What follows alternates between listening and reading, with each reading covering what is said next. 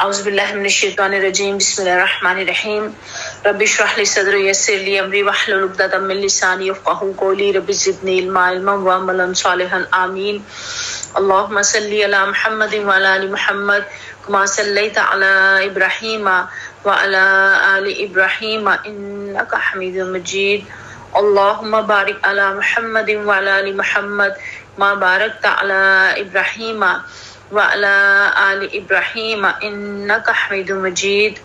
اس دعا کے ساتھ آغاز کرتے ہیں کہ اللہ تعالیٰ قرآن پاک کا صحیح فہم عطا فرمائے، ہمیں اس پہ عمل کی توفیق عطا فرمائے، اس کا پڑھنا پڑھانا سیکھنا سکھانا ہمارے حق میں حجت بنائے، ہمارے خلاف حجت نہ بنائے۔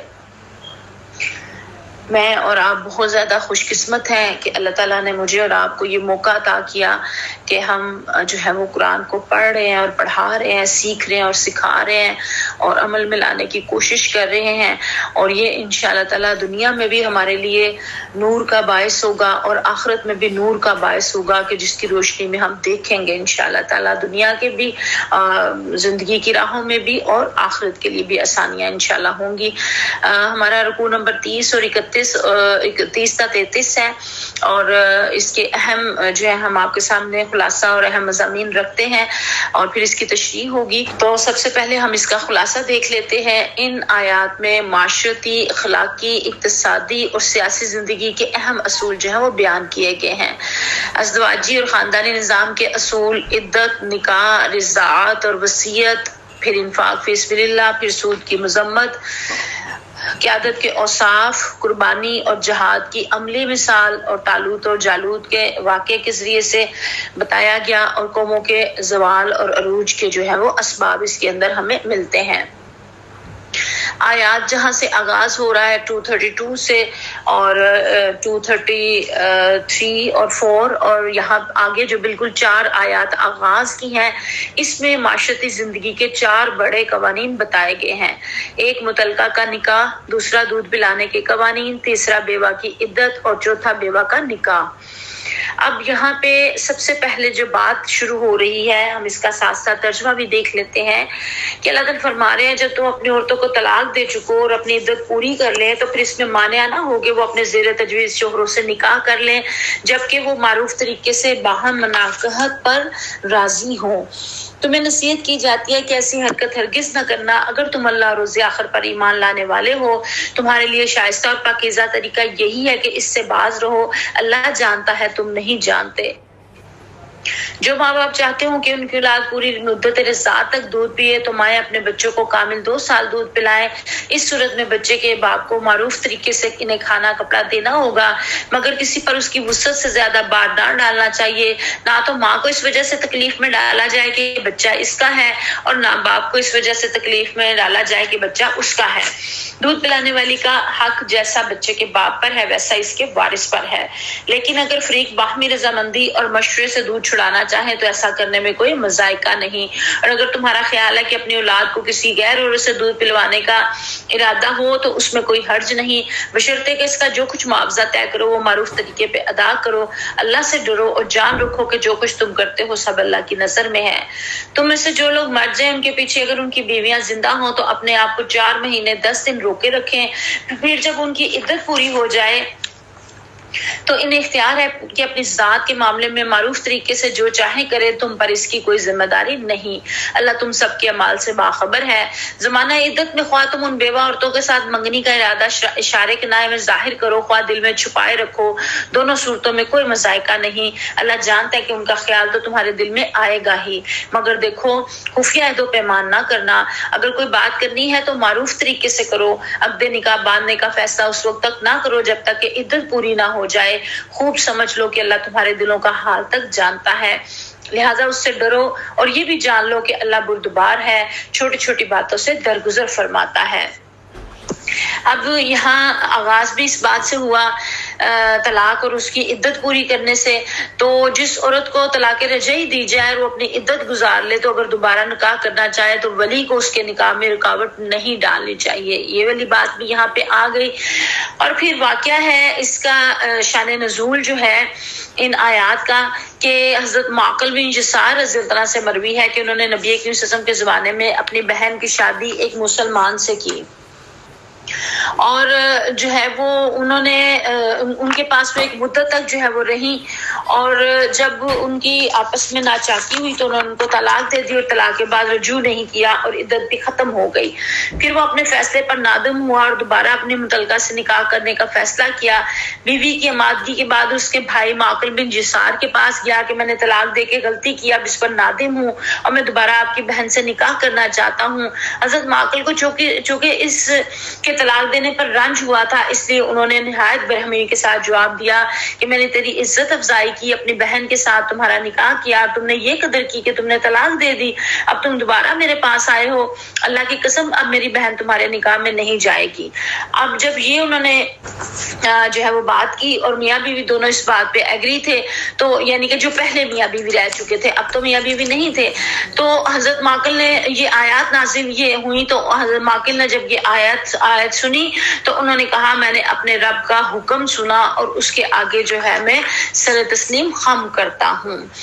اور پھر اس سے اگلے جو ہے رضاعت کی بات ہو رہی ہے کہ میاں بیوی جن کی آپس میں علیحدگی ہو جاتی ہے لیکن بچے کو دودھ پلانے کا جو معاملہ ہے تو اس میں اگر باہمی رضامندی کے ساتھ یہ معاملہ کریں تو جو ہے وہ نہ باپ جو ہے وہ ماں کو بچے کی ماں کو تنگ کرے، نہ بچے کی ماں باپ کو تنگ کرے.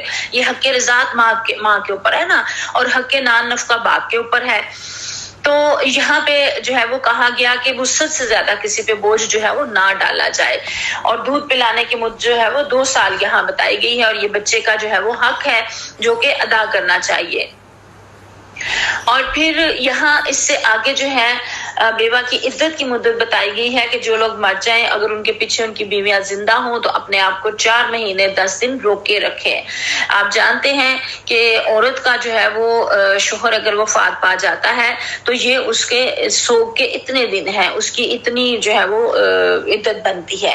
اور کوئی مسلمان اگر دنیا سے جاتا ہے تو اس کے سوگ کے 3 دن ہوتے ہیں نا جو اللہ کی طرف سے ہیں، اور ان کے جو ہے وہ زیادہ ہوتے ہیں. اور اس میں پھر عدت کے زمانے میں اللہ کہتے ہیں کہ وہ اپنے آپ کو روک کے رکھیں، اور عدت پوری ہونے کے بعد پھر ان کو اختیار ہے کہ اپنے معاملے میں جو چاہیں جو ہے وہ فیصلہ کر لے. اب یہاں پہ احادیث میں واضح طور پہ یہ احکامات ملتے ہیں کہ زمانہ عدت میں عورت کو رنگین کپڑے اور زیور پہننے سے، مہندی اور سرما اور خوشبو اور خضاب لگانے سے اور بالوں کی آرائش سے پرہیز کرنا چاہیے، اور جو ہے وہ جب تک اس کی جو ہے وہ عدت جو ہے پوری نہ ہو جائے. اور باہر بھی اگر نکلنا ہو تو ضرورت کے تحت وہ جائے اور محرم کے ساتھ ہی جائے، اور جو ہے وہ شام مغرب تک جو ہے وہ واپس آ جانا چاہیے. اور ان چیزوں کو جو ہے اس کا خیال رکھنا چاہیے کیونکہ یہ شوہر کا آخری ایک حق ہے کہ جو عورت کے اوپر ہے، اور اس کی ادائیگی کی کوشش کرنی چاہیے. اور اس کا بھی بہت زیادہ اجر و ثواب ہے عورت کو، بہت زیادہ، چونکہ وہ اپنے آپ کو ہر چیز سے روکے رکھتی ہے تو اللہ تعالیٰ نے اس کا اجر بھی جو ہے وہ جہاد کے برابر قرار دیا ہے.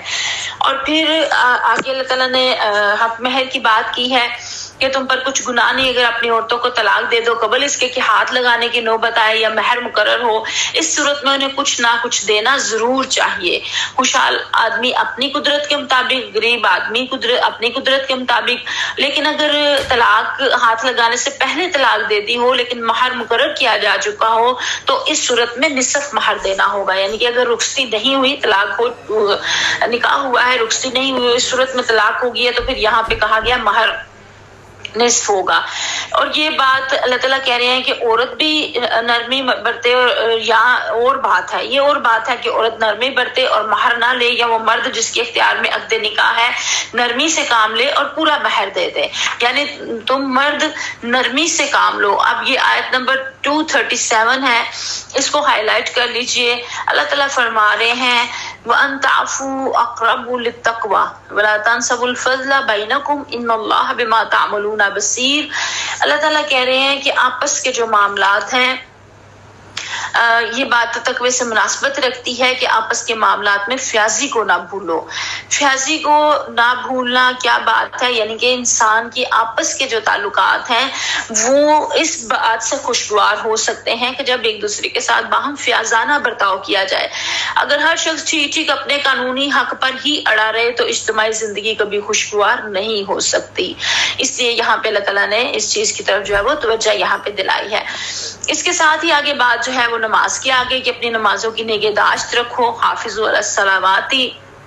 اللہ تعالیٰ مجھے اور آپ کو جو ہے وہ اور ہمارے بچوں کو، ہماری نسلوں کو، ہم سب کو اپنی اپنی نمازوں کی حفاظت کی توفیق عطا فرمائے، نگہداشت کی توفیق عطا فرمائے، اور ان آیات کے پڑھنے پڑھانے کے صدقے اللہ تعالیٰ جو ہے ہمارے اور ہمارے بچوں پہ رحمت کرے، اور جو ہے وہ اکثریت ہماری جو اس سے دور ہوتی چلی جا رہی ہے، ہم اپنے اس فریضے کے قریب ہو جائیں۔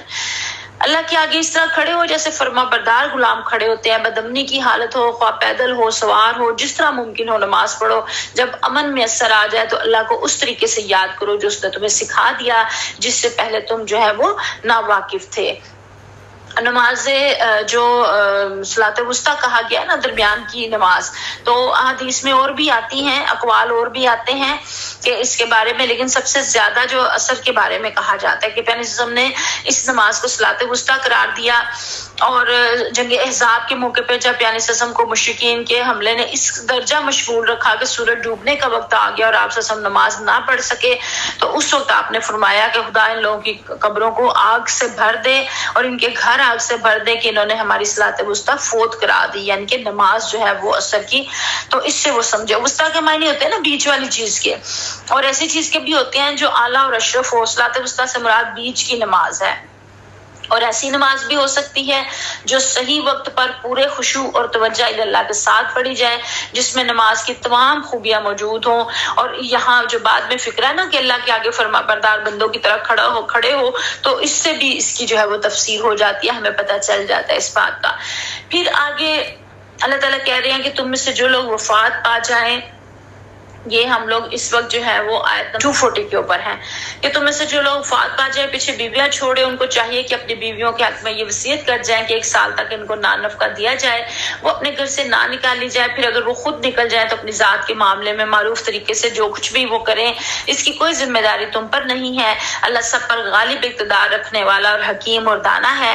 اسی طرح جن عورتوں کو طلاق دی گئی ہو انہیں بھی مناسب طور پر کچھ نہ کچھ دے کر رخصت کیا جائے، یہ حق ہے متقی لوگوں پر، حقاً علی المتقین۔ اللہ تعالیٰ کہتے ہیں متقین کے اوپر حق ہے، اور جو اللہ تعالیٰ سے ڈرنے والے ہیں حق اصل میں وہی ادا کرتے ہیں دوسرے کا، ورنہ ان معاملات میں جہاں ناچاکی اور اختلافات پیدا ہو جاتے ہیں وہاں پہ تو کوئی کسی کی شکل دیکھنے کا روادار نہیں ہوتا، کسی کی آواز سننے کا روادار نہیں ہوتا کہ جا کے وہ اس کے حقوق کی ادائیگی کرے۔ لیکن جو اللہ سے ڈرنے والے افراد ہیں، تقوی اختیار کرنے والے افراد ہیں، جن کو پتہ ہے کہ مرنا ہے اور اللہ کے پاس جانا ہے اور جواب دہ ہونا ہے، تو وہ یہ ساری چیزیں کرتے ہیں، اور انہیں کو توجہ دلائی گئی کہ یہ متقین کے اوپر حق ہے کہ جو ہے وہ اگر شوہر وفات بھی پا جائے تو عورت کو گھر سے نہ نکالا جائے اور 1 سال تک اس کو جو ہے وہ نان نفقہ دیا جائے، اور اگر وہ خود اپنی مرضی سے چلی جائے تو پھر تمہارے اوپر کوئی ذمہ داری نہیں ہے۔ تقوی جو ہے وہ گھریلو زندگی کی اساس ہے۔ اساس کسے کہتے ہیں گروپ میں اس کا جواب دیجئے۔ اور پھر آگے اللہ تعالیٰ یہ ساری بات بتا کے کہتے ہیں کذالک یبین اللہ لکم آیاتہ لعلکم تعقلون۔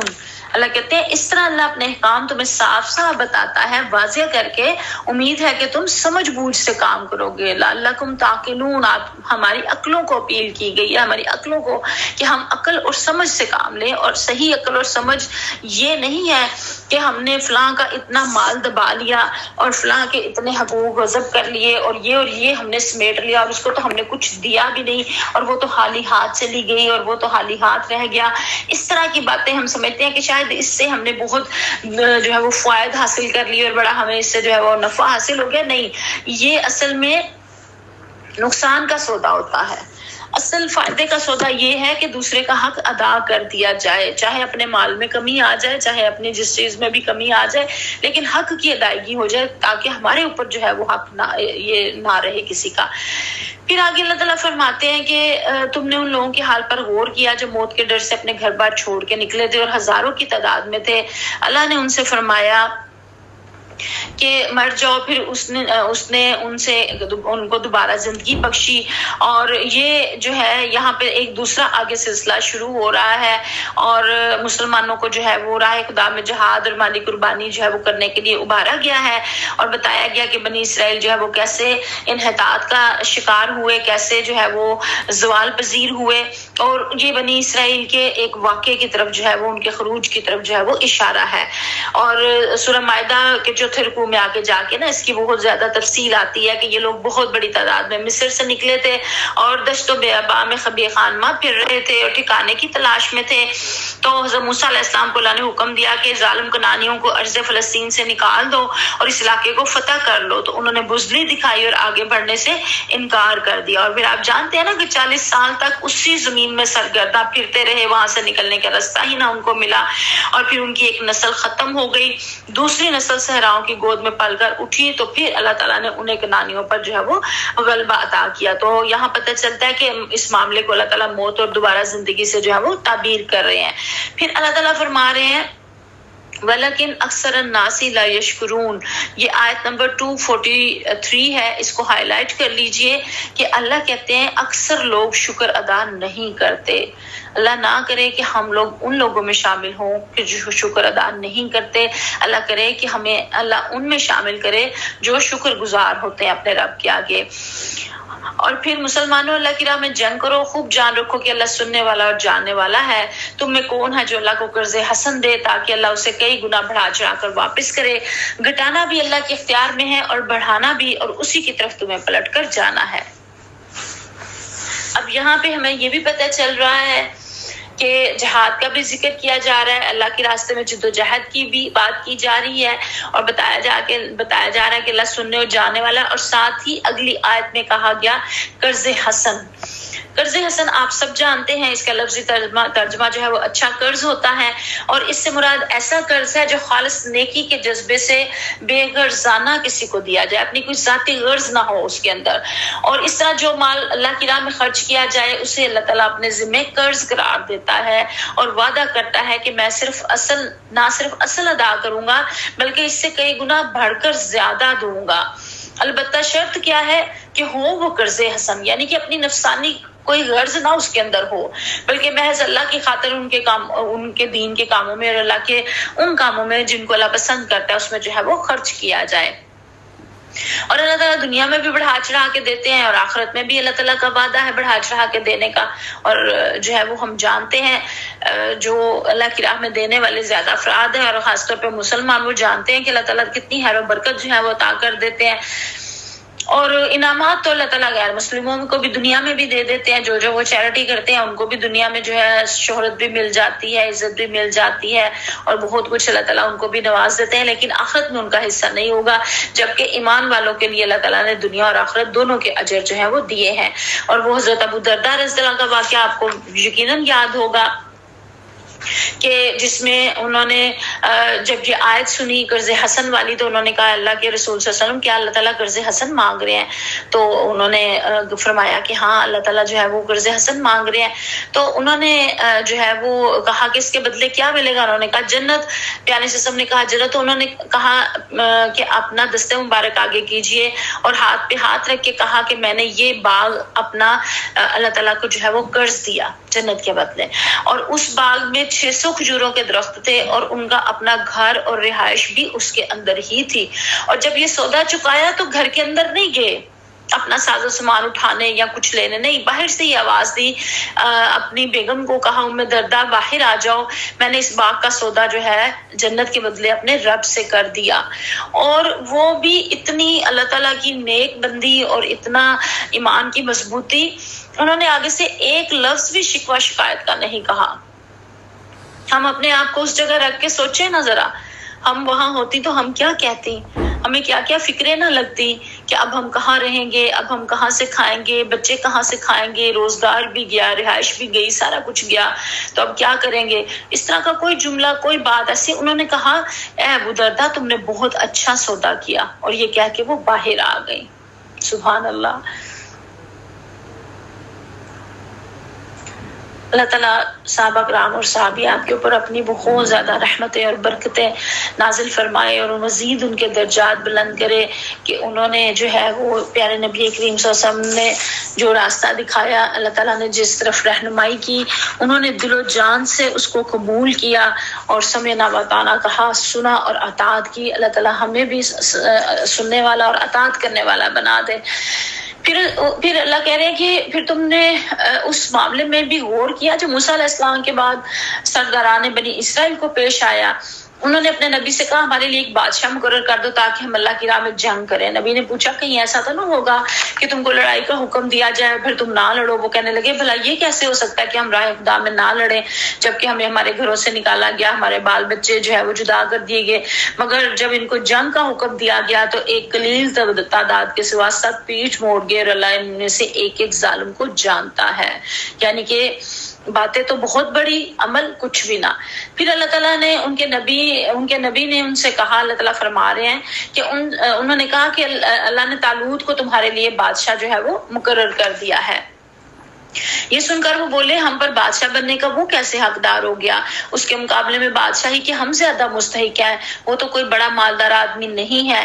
نبی نے جواب دیا اللہ نے تمہارے مقابلے میں اسی کو منتخب کیا ہے اور اس کو دماغی اور جسمانی دونوں قسم کی اہلیت فراوانی کے ساتھ عطا فرمائی ہے۔ اللہ کو اختیار ہے اپنے ملک کا جسے چاہے دے، اللہ بڑی وسعت رکھتا ہے اور سب کچھ اس کے علم میں ہے۔ اب ان آیات کے اندر جو آیت نمبر 247 ہے، اس کے اندر جو ہے وہ ہمیں پتہ چل رہا ہے کہ قیادت کا اسلامی معیار کیا ہے۔ ہمیں لگتا ہے کہ جو ہے وہ بہت زیادہ جس کے پاس مال ہو، بہت زیادہ جو امیر ہو، وہ جو ہے وہ حقدار ہے اس چیز کا۔ تو یہاں پہ اللہ تعالیٰ تو معیار کچھ اور ہی بتا رہے ہیں۔ یہاں پہ اللہ تعالیٰ بتا رہے ہیں اس کا سیرت و کردار، اس کی دماغی اور جسمانی صلاحیتیں، کہ یہ اگر جو ہے وہ زیادہ ہے، اور یہ یہاں پہ یہ قیادت کا معیار بتایا جا رہا ہے کہ اس کو جو ہے وہ اللہ تعالیٰ نے وہاں پہ بھی لیڈر بنایا، اور ہمارے لیے بھی قیامت تک کے لیے رہنمائی ہے کہ لیڈر جب آپ بنائیں تو آپ یہ نہ دیکھیں کہ اس کے جو ہے وہ مال کتنا ہے اس کے پاس، بلکہ یہ دیکھیں کہ سیرت و کردار کیا ہے۔ قول و فعل میں تضاد تو نہیں ہے، کہنا کچھ اور کرنا کچھ تو نہیں ہے، حالی بھڑکے تو نہیں ہے۔ یہ ساری چیزیں جو ہے وہ مجھے اور آپ کو پیش نظر رکھنی چاہیے۔ اور اس کے ساتھ ان کے نبی نے ان کو یہ بھی بتایا کہ خدا کی طرف سے اس کے بادشاہ مقرر ہونے کی علامت یہ ہے کہ اس کے عہد میں وہ صندوق تمہیں واپس مل جائے گا جس میں تمہارے رب کی طرف سے تمہارے لیے سکون قلب کا سامان ہے، تابوت سکینہ جسے کہا جاتا ہے، اور جس میں آل موسیٰ اور آل ہارون کے چھوڑے ہوئے تبرکات ہیں، اور جس کو اس وقت فرشتے سنبھالے ہوئے ہیں۔ اگر تم مومن ہو تو یہ تمہارے لیے بہت بڑی نشانی ہے۔ اب یہاں پہ جو ہے وہ اللہ تعالیٰ نے ان کو یہ نشانی بھی یہاں پہ بتا دی، اور یہ اس کو اسرائیل جو ہے وہ بنی اسرائیل جو ہے اس کو اصطلاحاً عہد کا صندوق بھی کہتے تھے۔ وہ ایک لڑائی کے موقع پہ جو ہے مشرکین نے بنی اسرائیل سے چھین لیا تھا، اور لیکن انہوں نے جس شہر اور جس بستی میں بھی رکھا وہاں وبائیں پھوٹ پڑیں، تو پھر انہوں نے خوف کے مارے ایک بیل گاڑی کے اوپر رکھ کے اس کو ہانک دیا۔ یہ ان کی جو ہے وہ کتابوں میں لکھا ہوا ہے، تو بائبل کے اندر یہ بیان ہے۔ تو اسی معاملے کی طرف قرآن نے غالباً جو ہے وہ اشارہ یہاں پہ کیا ہے، اور پھر اس کو بتایا گیا، اور یہ چونکہ وہ اس کو بڑا متبرک سمجھتے تھے تو اس کے جانے کو جو ہے وہ نقصان کا باعث سمجھتے تھے، تو ان کی ہمت جو ہے وہ ٹوٹ گئی تھی، تو انہیں لگتا تھا کہ خدا کی رحمت پھر گئی ہے، ہمارے برے جو ہے وہ دن آگے ہیں۔ تو اس لیے یہاں پہ پھر اللہ تعالیٰ نے کہا کہ تمہارا صندوق بھی جو ہے وہ تم کو واپس ملے گا، اور اس کے تبرکات تھے، اس کے اندر اس سے مراد وہ تختیاں ہیں جو اللہ تعالیٰ نے طور سینا پہ حضرت موسیٰ علیہ السلام کو دی تھی۔ اس کے علاوہ تورات کا اصل نسخہ اس کے اندر موجود تھا، حضرت موسیٰ علیہ السلام نے خود لکھوا کے بنی لاوا کے سپرد کیا تھا۔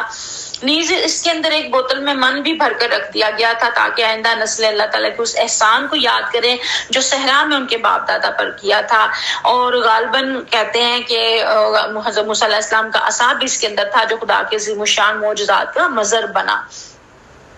फिर जब तालूत लश्कर लेके चला तो उसने कहा एक दरिया पर अल्लाह की तरफ से तुम्हारी आजमाइश होने वाली है, जो इसका पानी पिएगा वो मेरा साथी नहीं, मेरा साथी सिर्फ वो है जो इससे प्यास ना बुझाए। हाँ, एक आध चुल्लू कोई पी ले तो पी ले, मगर एक ग्रोह कलील के सिवा सब इस दरिया से सैराब हुए। अब यहाँ पे उनकी असल में सेल्फ कंट्रोल का इम्तहान था। उस कौम के अंदर इखलाकी इंजबात बहुत कम रह गया था, और ये एक टेस्ट था जिससे कारआमद और नाकारा लोग जो है वो अलग-अलग हो गए। यानी कि जो थोड़ी देर के लिए अपनी प्यास के ऊपर ही जब्त ना कर सके, उन पर क्या भरोसा किया जा सकता है कि दुश्मन के मुकाबले में वो पामर्दगी दिखाएंगे और वो डट जाएंगे और खड़े हो जाएंगे। सेल्फ कंट्रोल ही बताता है कि इंसान जो है वो कितना कोई बड़ा अहम काम कर सकता है। और जब ये सब उन्होंने कर लिया तो फिर उन्होंने कहा हमारे अंदर तो आज कोई हिम्मत ही नहीं है कि हम आगे बढ़े और जंग करें और ये करें और वो करें। तो यहाँ पे फिर अल्लाह ताला ने फरमाया कि जब वो आगे बढ़े और उन्होंने कहा कि लश्करों का मुकाबला करने की ताकत नहीं है हमारे अंदर, लेकिन जो लोग ये समझते थे कि इन्हें एक दिन अल्लाह से मिलना है, उन्होंने कहा कि बारहा ऐसा हुआ है कि एक कलील ग्रोह अल्लाह के इज़्न से एक बड़े ग्रोह पर गालिब आ जाता है। अल्लाह सब्र करने वालों के साथ है। अल्लाह ताला के यहाँ तादाद को नहीं देखा जाता, क्वांटिटी को नहीं देखा जाता, क्वालिटी को देखा जाता है। आप देखें बदर में एक तरफ थोड़े से थे, दूसरी तरफ जो है वो ज्यादा अफराद थे, और लेकिन गालिब कम तादाद वाले भी आगे हक के ऊपर होने की वजह से और अपने ईमान की मजबूती की वजह से। और फिर यहाँ पे जब जालूत और उसके लश्करों का मुकाबला करने वो निकले तो उन्होंने दुआ की, ए हमारे रब हम पर सब्र का फैजान कर, हमारे कदम जमा दे और इस काफिर गुरोह पर हमें फतह नसीब कर। ये 250 जो है वो आयत नंबर है, ये दुआ है, कुरानी दुआ है जो रब्बाना से शुरू हो रही है। इसको हाईलाइट कर लीजिए, इसको याद कीजिए, इसके ऊपर मुझे और आपको अमल भी करना चाहिए। क्या दुआ है? रब्बना अफ्रिग अलैना सब्रन व सब्बित अक़दामना वंसुरना अलल कौमिल काफिरीन। और फिर अल्लाह ताला के इज़्न से उन्होंने काफिरों को मार भिगाया और दाऊद ने जालूत को कत्ल कर दिया और अल्लाह ने उसे सल्तनत और हिकमत से नवाजा और जिन जिन चीजों को चाहा इसको इल्म दिया। अच्छा, कुरान पाक में जहां जहां पढ़े ना अल्लाह ताला ने हिकमत से नवाजा, तो बंदे का बड़ा दिल करता है कि अल्लाह ताला हमें भी हिकमत अता फरमा दे।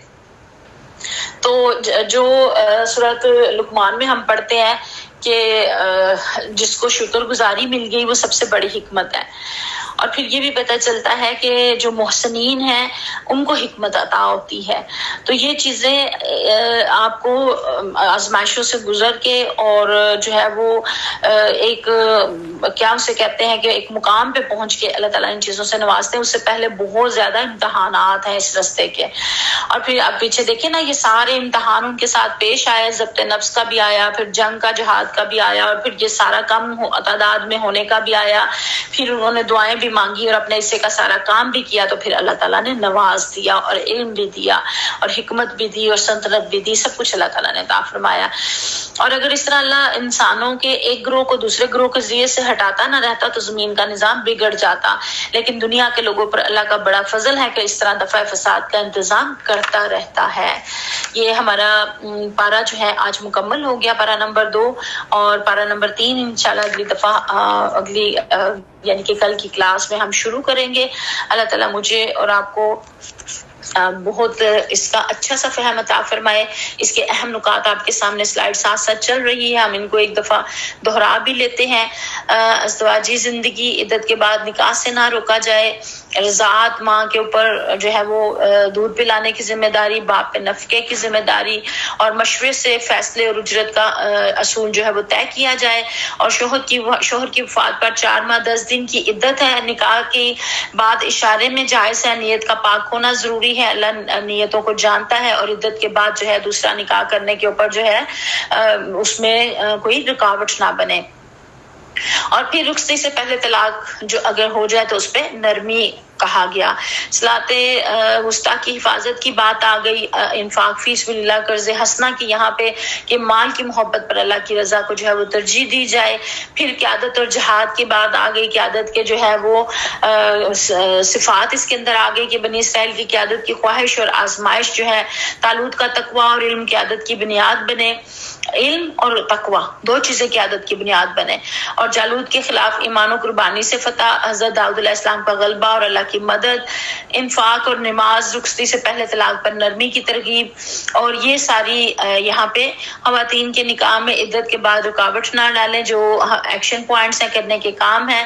بچوں کے مالی اور اخلاقی حقوق ادا کریں، اللہ کی راہ میں دل کھول کر خرچ کریں، اور قیادت کے لیے علم و تقوی کو معیار بنائیں.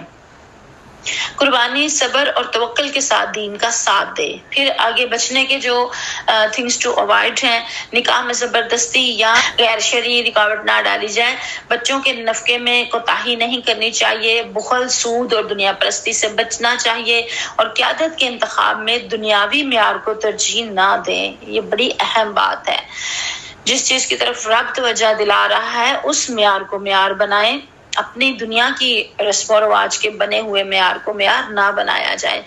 دین کے تقاضوں سے فرار اختیار نہ کیا جائے. اور سب سے آخر میں ہم لوگ رکھتے ہیں ریفلیکٹیو کویسچنز، غور و فکر کے سوالات، جس کے جوابات آپ لوگوں نے دینے ہوتے ہیں.